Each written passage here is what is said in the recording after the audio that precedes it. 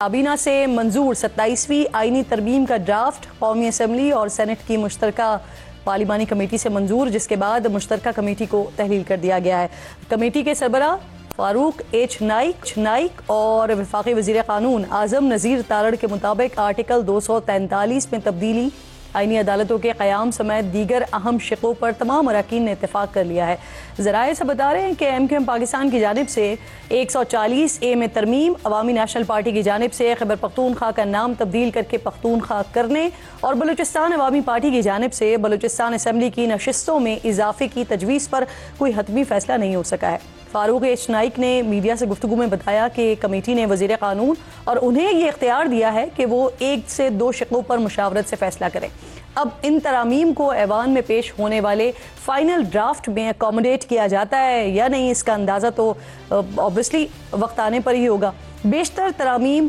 منظور ہوئیں لیکن کچھ کو واپس بھی لیا گیا ہے۔ ایسے ہی ایک ترمیم وزیر اعظم کے تاعمر استثناء سے متعلق بھی تھی۔ وزیر اعظم کی ہدایت پر لیگی رہنماؤں نے یہ تجویز واپس لے لیا ہے، لیکن پیپلز پارٹی کی صدر مملکت کو مستقل استثناء دینے کی تجویز پر اصولی اتفاق ہو گیا ہے، لیکن اس کا اطلاق کس حد تک ہوگا یہ فیصلہ ہونا ابھی باقی ہے۔ اگر یہ ترمیم ناظرین منظور ہو جاتی ہے اور اس کے بعد آئین کا حصہ بن جاتی ہے، جو صدر آصف علی زرداری کے خلاف کسی بھی قسم کی کارروائی نہیں ہو سکے گی، لیکن ابھی تک یہ واضح نہیں ہے کہ اس کا اطلاق ماضی کے کیسز پر ہوگا یا نہیں۔ اگر ایسا ہوتا ہے تو توشہ خانہ اور جعلی اکاؤنٹ سمیت دیگر کیسز میں آصف علی زرداری کو صدر منتخب ہونے سے جو عارضی استثناء ملا ہے وہ مستقل استثناء میں تبدیل ہو جائے گا۔ اسلام آباد کی احتساب عدالت نے 11 مارچ 2024 کو توشہ خانہ اور پارک لین کیس میں آصف علی زرداری کو استثناء دیا تھا۔ اردو نیوز کے مطابق پارک لین کیس میں آصف علی زرداری پر بطور صدر شریک ملزمان کے ساتھ اختیارات کے غلط استعمال، بدنیتی سے قرض لینے کے لیے فرنٹ کمپنی بنانا، بطور صدر پاکستان اثر انداز ہو کر قرض کی رقوم جاری کروانے اور پارک لین کمپنی کے ڈائریکٹر کے طور پر فراڈ کا منصوبہ تیار کرنے کا الزام تھا۔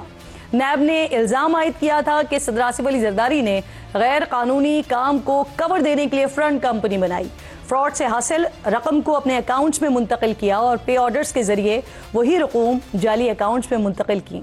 توشہ خانہ کیس میں آصف علی زرداری پر 15% قیمت ادا کر کے گاڑیاں حاصل کرنے کا الزام تھا۔ آصف علی زرداری کو 2008 میں متحدہ عرب امارات سے 2005 ماڈل کی بلٹ پروف BMW 750، 2007 ماڈل کی لیکسس جیپ اور لیبیا سے 2000 ماڈل کی BMW 760 گاڑیاں تحفے میں ملی تھی۔ نیب کے مطابق سابق صدر فوری طور پر ان گاڑیوں کی اطلاع دینے اور کیبنٹ ڈویژن کے توشہ خانہ میں جمع کروانے کے پابند تھے، لیکن انہوں نے نہ تو گاڑیوں کے بارے میں مطلع کیا اور نہ ہی انہیں جمع کروایا۔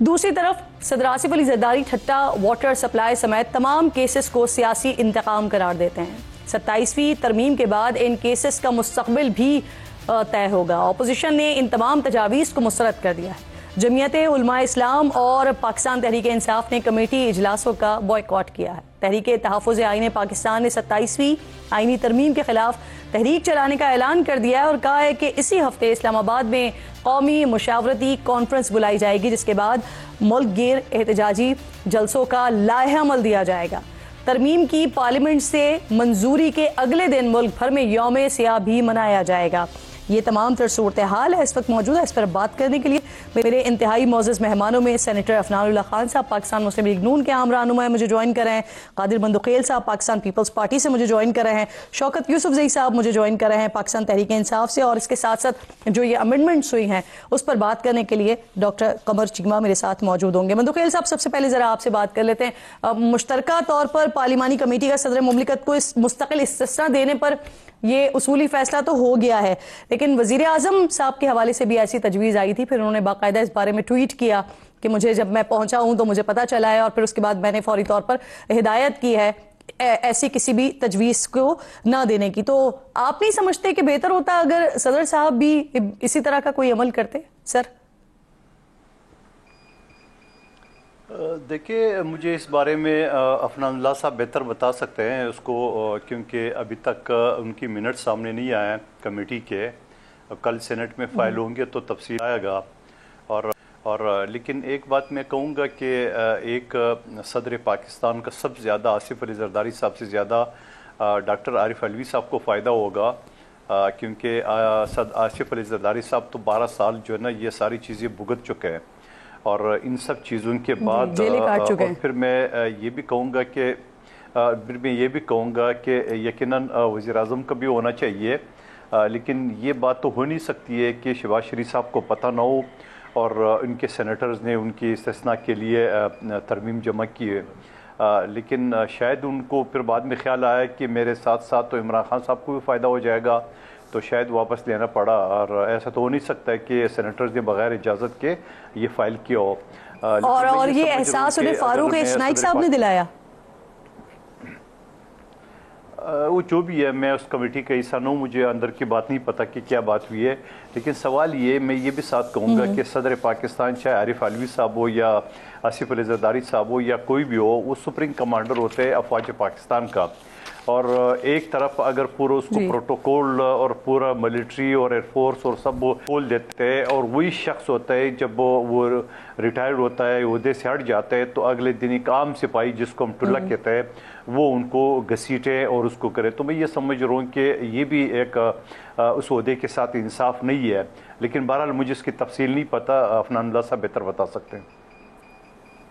سر مجھے یہ فرمائیے کہ آپ ماہر قانون بھی ہیں، اور آپ نے عارف علوی صاحب کا تذکرہ کر دیا کہ اس سے زیادہ فائدہ ان کو حاصل ہوگا اس سے، تو اگر یہ امنڈمنٹ ہو جاتی ہے تو کیا سابق صدور پر بھی اس کا یہ ریفلیکٹ کرے گی؟ دیکھیے میرے خیال میں اس کے اوپر ہوگا اس وجہ سے، اور یا کوئی اسپیسیفک اگر اس کے الفاظ لکھے ہوں گے تو میں دوبارہ کہوں گا کہ میں اس کمیٹی کا حصہ نہیں ہوں، مجھے نہیں پتا کہ اس کے کیا صورتحال ہے، اندر کیا ہے۔ جب ایک تحریری طور پہ منٹس آئیں گے اور وہ جمع ہوں گے ساتھ میں ریکمنڈیشن کے طور پہ اسٹینڈنگ کمیٹیز کے سینٹ میں یا قومی اسمبلی میں، تو وہ زیادہ ایک عتمی جو ہے نا وہ ان کے حروف ہوں گے کہ اس کے ساتھ کیا کیا ہوگا، لیکن میرا خیال ہے اگر ہے تو سب کے اوپر ہوگا، میرا خیال ہے، مجھے پتہ نہیں ہے، اگر ہوگا تو سب کے اوپر ہوگا، اسپیسیفکلی کسی کے اوپر نہیں ہوگا، اور اگر فائدہ آصف علی زرداری صاحب کو ہوگا تو عارف علوی صاحب کو بھی ہوگا۔ ٹھیک، شوکت یوسف زئی صاحب، آج بڑی انٹرسٹنگ سچویشن ہوئی اجلاس میں جب یہ کہا گیا کہ آپ لوگ اسپیسیفک ایک دو شقوں پر بات کر رہے ہیں، باقی شقوں پر بات نہیں کر رہے، تو یعنی باقی جگہوں پر آپ کی انڈرسٹینڈنگ ہے یا باقی شقوں سے آپ متفق نظر آتے ہیں اس لیے ان پر بات نہیں کر رہے، تو سر کیا اس میں یہ والی شق بھی شامل ہے؟ کیونکہ اس کا فائدہ الٹیمیٹلی جب کہہ رہے ہیں قادر مندوخیل صاحب بھی کہ عارف علوی صاحب کو بھی ہوگا، تو اس شق سے آپ متفق ہیں کیا؟ بسم اللہ الرحمن الرحیم، بہت شکریہ۔ یہ تو ایسا لگ رہا ہے مجھے کہ یہ جو ٹولہ بیٹھا ہوا ہے اقتدار میں، یہ وہ انجمن کیا کہتے ہیں، انجمن آپ مجھے تحفظ دیں میں آپ کو تحفظ دوں گا۔ عوام تو گئے، عوام کا تو کوئی پرسان حال نہیں ہوگا نا، سپریم کورٹ کے تو سارے پر کاٹ دیے گئے۔